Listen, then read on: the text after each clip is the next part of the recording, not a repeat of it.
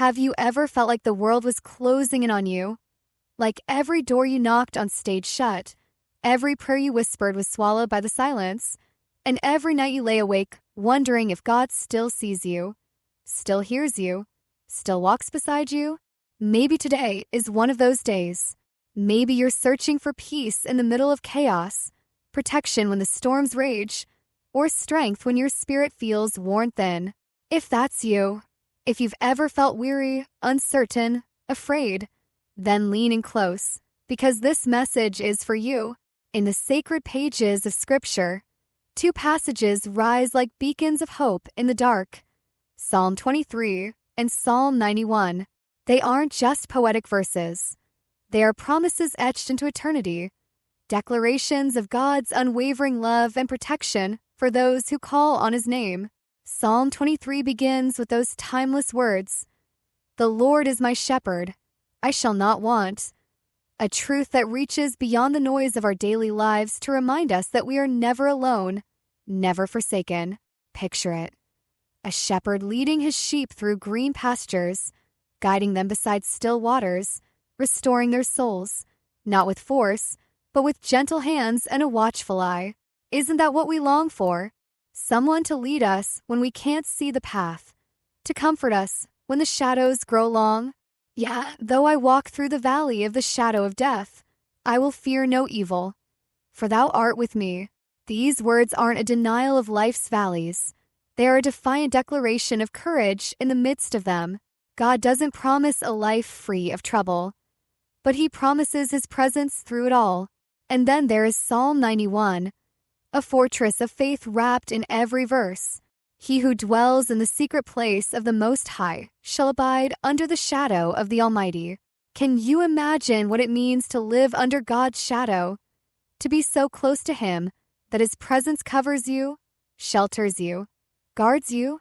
This psalm speaks of deliverance from deadly disease, safety from terror, protection from harm, because our God is not distant or indifferent. He is our refuge and our fortress, our God in whom we trust. 8,000 may fall at your side, 10,000 at your right hand, but it will not come near you. That's not just reassurance, it's a covenant. It's a promise sealed by the breath of God Himself. But do we believe it?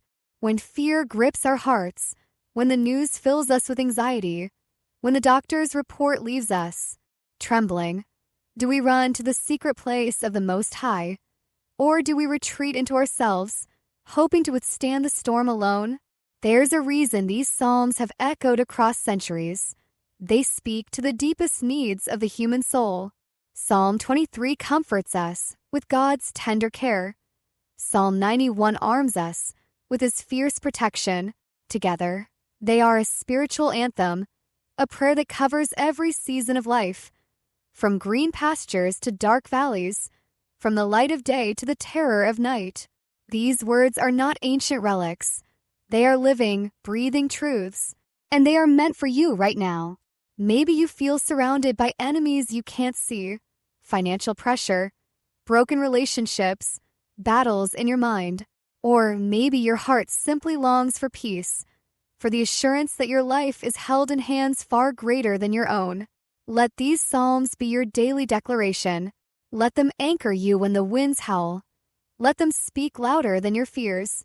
Surely He shall deliver you from the snare of the fowler and from the perilous pestilence. That's not just poetic. It's personal.